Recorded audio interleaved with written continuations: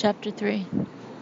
The terror began in Utah on October 2nd, 1974, when 16-year-old Nancy Wilcox, a pretty high school cheerleader, disappeared from suburban Holiday just south of Salt Lake City. At first, Wilcox was listed by juvenile authorities as a probable runaway.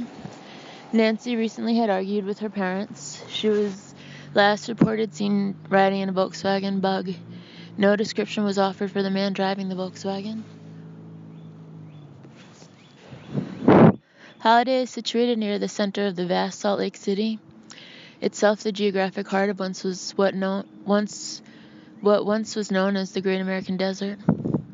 Salt Lake City is a 500-mile drive west from Denver, and it is another 750 across the Salt Flats through Nevada and over the Sierras to San Francisco.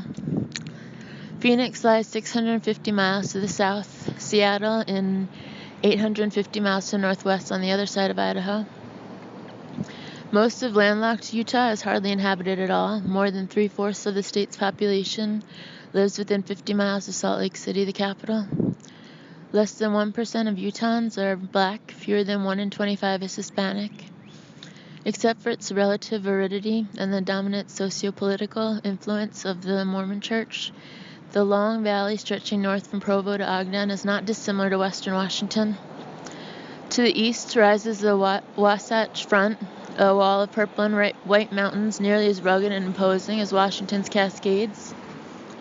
It is ski country, and like the lower Cascades, the 1,000 canyons of the Wasatch are well suited for disposing of dead bodies.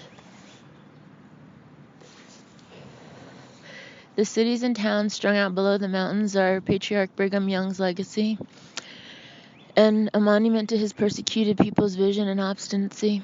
From the capital.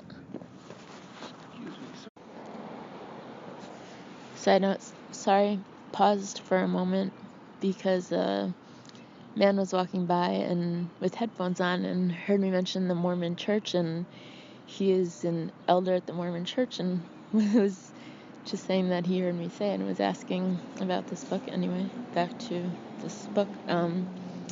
The long valley stretching north from Provo to Ogden is not dissimilar to western Washington.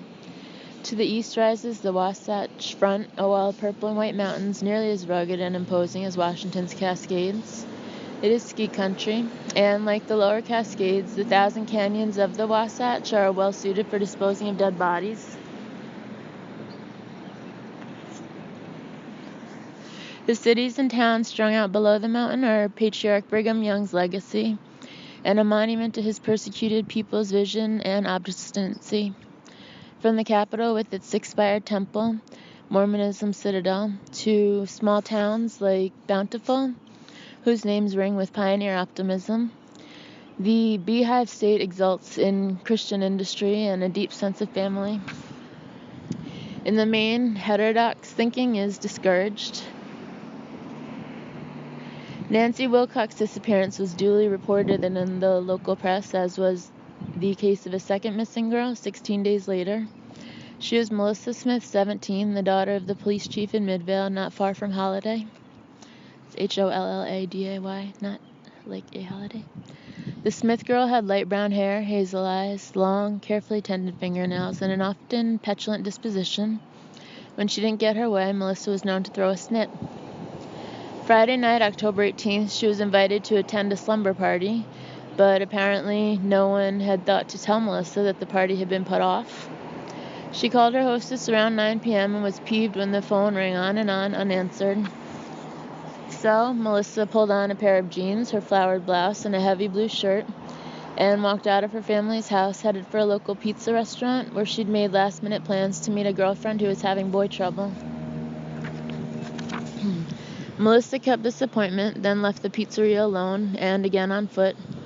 She later was reported seen in a number of teen hangouts in the Midvale vicinity, and was more or less reliably reported seen hitchhiking at one point in the evening. 10 days later, Melissa Smith's partially frozen, nude, and dirt-caked corpse was discovered dumped in a Wasatch Canyon. Gone were her jeans, blouse, and heavy blue shirt. Still present was one of her blue, knee-length stockings. It had become a ligature tightly bound around her neck. She was covered with cuts and abrasions, some from blows from the heavy instrument used to crush her skull, some as a result of her body being dragged a good distance. Melissa had been raped and possibly sodomized. A quantity of dirt and twigs was found in her vagina. She had lost a great deal of blood, evidence that she bled heavily and probably died elsewhere. In contrast to all the violence done to her, Melissa Smith's eye makeup was incongruously undisturbed, and none of her fingernails had been broken. She hadn't fought with her attacker. Moreover, the medical examiner concluded from the condition of her body that the teenager could have remained alive for as long as a week following her disappearance. If so, she possibly was a runaway, something she'd never done before, until she met her death. The other ghoulish possibility was that Smith had been abducted and kept for a week, probably in an unconscious state, judging from the lack of ligature marks on her wrists and ankles. Her murder and the lurid details of her body's discovery stunned all of Utah. Bloody, violent homicides were not unknown in the state, but the nature of this one, the age and sex of the victim, the speculation over what had happened to her, the chill at wondering who could have committed such an aberrant act, raised immediate fears. 3 nights later, on Halloween, another girl disappeared. Laura Aim was a big girl, nearly 6 feet tall. She weighed 140 pounds. She was also an incautious and occasionally defiant teenager. Her parents couldn't always be certain where Laura was or when they'd see her again.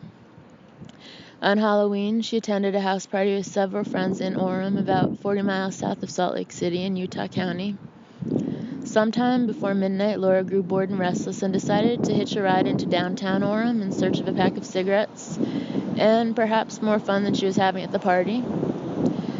Witnesses later offered conflicting and confusing reports of Ames's movements that night, but no one who knew the girl or later recognized her missing person picture remembered seeing Laura Aim much past midnight.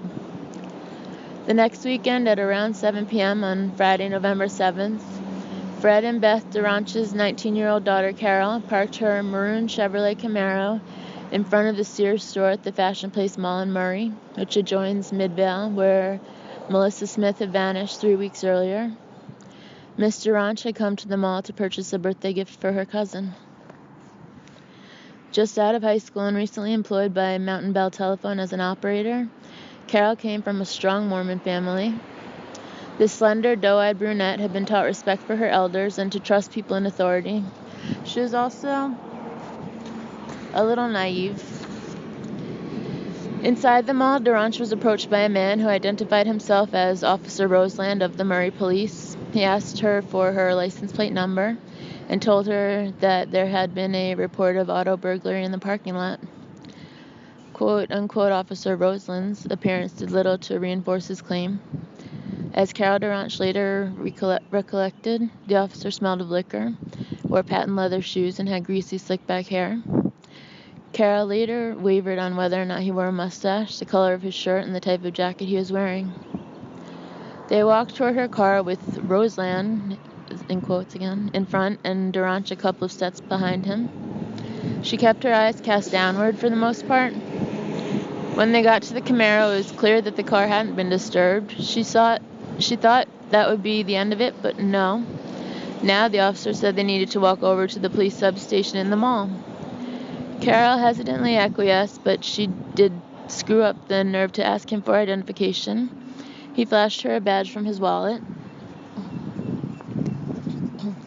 At the substation, in fact, the back of a laundromat, Roseland tried a door. It wouldn't open. He then mumbled something about a partner and told Duranch they'd better go down to headquarters. If the young woman wasn't alarmed by now, she definitely should have been when they reached his car.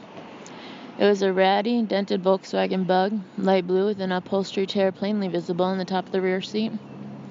Inside, Roseland, still in quotes, tried to persuade Duranch to buckle her seatbelt, but she demurred. Were it not for the easy, educated tone of the man's voice and her innate predisposition to obey an authority figure, she would have bolted at that instant. They left the mall in the Volkswagen heading east when suddenly Roseland jerked the car over a curb in front of a grade school and lunged for Carol, a pair of handcuffs in his hand. She screamed and the two battled in the cramped front seat of the Bug. He got one cuff on her right wrist, but he missed her left arm and instead locked the second cuff on her right. Durant was galvanized by animal panic. She clawed at him, ripping her fingernails as she did. Later, she'd recollect a gun and his threat to, quote-unquote, blow my head off if she didn't stop struggling. The little car rocked with their frantic battle. Somehow she managed to get her door partially open and was halfway out of the car when he pulled a multi-pronged tire iron out of nowhere and was about to bring it down on her head. With strength born of pure terror, Carol Durant caught the weapon with her hand just inches before it would have split her skull. She gave a furious jerk and broke his grip on her arm. Then she tumbled, screaming from the car, not certain if he'd be on top of her in an instant. Crazed with fear, she scrambled away, one shoe off, waving her arms for help in the roadway. Behind her, Durant could hear the Volkswagen screeching into a U-turn and then disappearing with a roar. The night was moonless and misty. Wilbur and Mary Walsh were driving cautiously along Murray's slick streets, their headlights poking yellow cones into the gloom where the terrified Carol Durant lurched into view in front of them. Wilbur skidded to a stop as the girl threw open Mary's door. At first, the startled couple was leery, but Carol's frantic look immediately convinced that she had just encountered something dreadful. As Mary Walsh would later testify, when I saw the state this child was in, I realized it couldn't be anything harmful to me. It was harmful to her. I have never seen a human being that frightened in my life. She was trembling and crying and weak as if she was going to faint. She was in a terrible state. The Walshes drove Carol Durant onto her ostensible destination with quote-unquote Officer Roseland, the Murray Police Station, where she blurted out the story of her near brush with murder. Meanwhile, another incident was unfolding 20 miles to the north in Bountiful. That night, the Viewmont High School Drama Club was presenting The Redhead before an audience of 1,500 in the school auditorium. The play was to begin at 8, but the opening curtain was delayed about 20 minutes. Just before 8, drama teacher Raylan Shepard, an attractive 24-year-old, was approached in the hallway by a young man she later described as very good-looking. Not only was he handsome, Shepard thought, but he was impeccably dressed. She noticed his patent leather shoes. The first time they met, he simply said hi, and she returned the greeting. About 15 minutes later, Mrs. Shepard met the handsome stranger again. This time, he told her she had beautiful eyes, which was true. She asked if he was looking for someone. Oh, no, he answered. Just before the play was finally about to begin, she passed him once more in the hallway. This time he asked if Raylan knew a Brent Olson. No, replied the drama teacher. Is he in the orchestra? Does he have a speaking part? The man replied that he didn't know, but that it was no big deal anyway. Raylan felt his nervousness, and she also was uncomfortable with his steady gaze upon her neck and breasts. She walked back down the hallway toward the dressing rooms, then returned just after the house lights went down. He was standing there still. That time he came up and he wanted to know if I would come out to the parking lot and identify a car. She remembered I thought that was a little bit strange. Before intermission, Shepard walked down the hallway once more. He just stepped out and put his hand on my arm and said, I've been watching you go back and forth all night, and I know you have time to come out and identify this car. He was really forward, and he didn't talk to you, look me at your eyes. He was staring right at my chest, and he commented on my hair, that he liked long hair. During the intermission, she saw the man walking outside the auditorium and thought to herself, well, thank heavens he's gone. He wasn't. Toward the end of The Redhead, Mrs. Shepard saw the man one more time.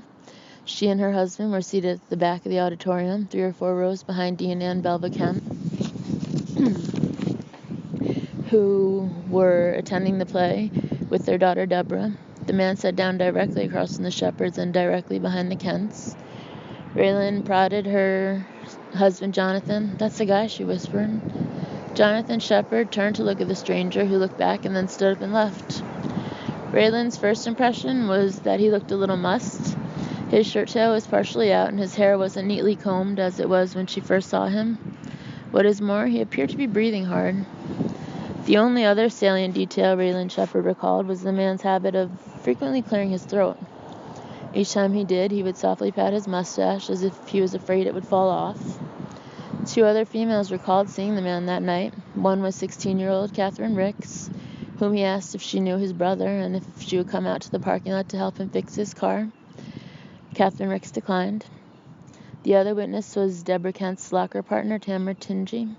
She saw the man standing at the back of the auditorium just as Raylan Shepard had. Dean and Belva Kent were aware of none of this. All that they remember was that the intermission, their daughter Deborah rose and headed for the parking lot. She was going to pick up her brother at a skating rink. Deborah Kent has never been seen again. On November 14th, the Desert News interviewed Dr. Victor Klein, a University of Utah psychologist, under the headline Profile of a Utah Abductor. Klein was quoted as saying that the killer was apt to be a Jekyll and Hyde. He may be the most mild-mannered person in the world, Klein said, yet there is within him this need that drives him to do these things. Klein explained that this type of person is the kind, quote, the kind known for helping old women across the street in their normal lives. They're extremely difficult to track down, unquote. Of one thing the psychologist was certain, I have no doubt this will happen again, Dr. Klein said. It may be a month or more, but the tension is building inside him. The fact that he has succeeded will feed his compulsion to do it again. On Wednesday, November 27th, Jim and Shirlene Aim received a call from the police. Another body had been discovered in the mountains. The Aims drove to the University Medical Center in Salt Lake City. Jim went alone into the autopsy room. A moment later, Shirlene heard a short, stabbing wail.